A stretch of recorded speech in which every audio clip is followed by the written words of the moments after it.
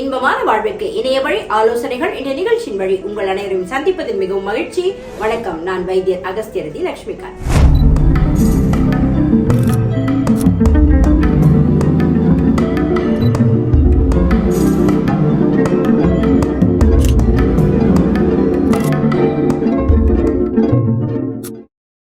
நிறைய பேரு சித்த வைத்திய மருந்துகள் சாப்பிட்டாலே பத்தியம் அப்படின்னு ஒண்ணு இருக்கே, ஐயோ என்னால பத்தியம் இருக்க முடியாது அப்படின்னு சொல்றாங்க. ஆக்சுவலி உண்மை என்ன தெரியுங்களா?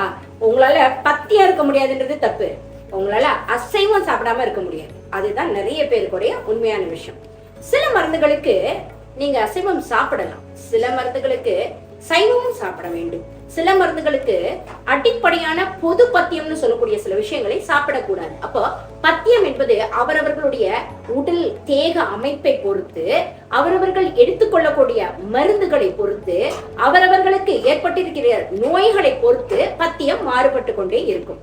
அடிப்படையாக பொது பத்தியம் என்றால் என்ன அப்படின்றத இன்னைக்கு பார்க்க போறோம். புளி, பாகற்காய், அகத்திக்கீரை, கடுகு, கங்கோங் கீரை, அதுக்கப்புறம் கடுகு கீரை, அதுக்கப்புறம் கைலான் கீரை, இதெல்லாம் சாப்பிடக்கூடாது. அடிப்படையாவே சாப்பிடக்கூடாது. சரி, வாதம் இருக்கு, இப்ப நான் என்ன சாப்பிடக்கூடாது? எப்ப பார்த்தாலும் மூச்சு பிடிச்சிக்கிட்டு, பின்னாடி பிடிச்சிக்குது, முன்னாடி பிடிச்சிக்குது, கட்டை மாதிரி வந்து நிக்கிது, இப்படியே டக்கு டக்குன்னு தட்டுறேன், கால் இழுத்துக்குது, கை இழுத்துக்குது, நரம்பு இழுத்துக்குது. நீங்க வாயு சம்பந்தப்பட்ட பொருட்களை ஒதுக்க வேண்டும். அதெல்லாம் என்ன சாப்பிடக்கூடாது? ஓகே, நான் மருந்து சாப்பிடல அப்படின்னா புளி, பாவக்காய், திக்கீரை, கடுகு, அந்த முதல்ல சொன்ன பத்தியங்கள் நீங்க சாப்பிடலாம். ஆனா மருந்து சாப்பிட்டா அதை சாப்பிடக்கூடாது. அடுத்து வாயுவுக்கு என்ன சாப்பிடக்கூடாதுன்னா, முருங்கைக்காய் சாப்பிடக்கூடாது, முருங்கைக்கீரை, முத்தி போன கீரை சாப்பிடக்கூடாது, பரங்கிக்காய் சாப்பிடக்கூடாது, வாழைக்காய் சாப்பிடக்கூடாது, காற்று அதிகமா உள்ளது தவச முருங்கைக்கீரை, அப்புறம் கிழங்கு வகைகள் எல்லாமே சாப்பிடக்கூடாது.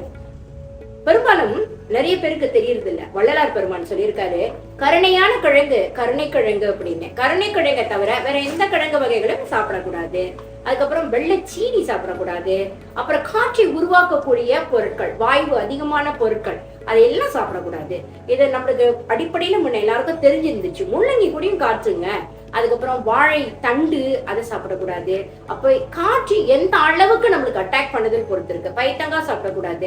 சிலவங்களுக்கு பாத்தீங்கன்னா கேபேஜ் சாப்பிட்டாலே ஒத்துக்காது, மூட்டையெல்லாம் வீங்கி போயிடும், அவங்க கேபேஜ் சாப்பிடக்கூடாது. சிலருக்கு அது ஒன்றும் அட்டாக் பண்ணாது, நல்லா இருக்கும், அவங்க கேபேஜ் சாப்பிடலாம். அப்புறம் மொச்சக்கொட்டை, தட்டைப்பயிறு, அந்த மாதிரி பயிறு வகைகளையும் சாப்பிடக்கூடாது. ஸோ இன்னைக்கு நம்ம பொது பத்தியமும் வாத பத்தியமும் பார்த்துட்டோம். அடுத்தடுத்த வீடியோல அடுத்தடுத்த பத்தியங்களை பார்ப்போம். நன்றி, நமஸ்காரம்.